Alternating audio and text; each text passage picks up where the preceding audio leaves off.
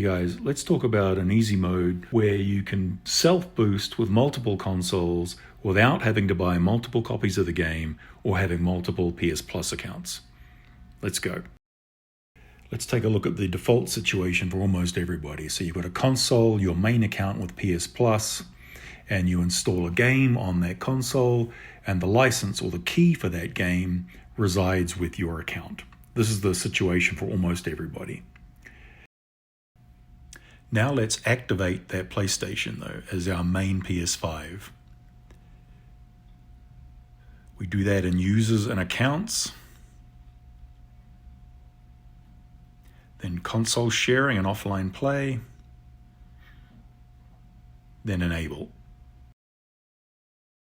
What that does then is associates your main account's PS Plus and game licenses with that console, meaning anybody can now play on that console, including this alt account, A1, that don't have PS Plus and don't own the game.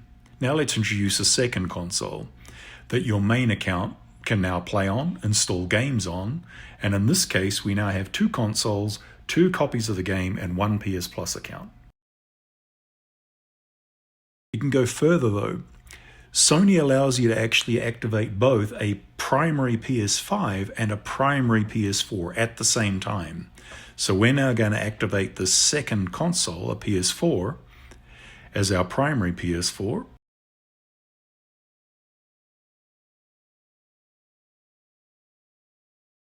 The newly activated PS4 now also has the main account's PS Plus and game licenses associated with it on that console, meaning an alt account or anybody now can play on that console also, with no PS Plus and no game licenses.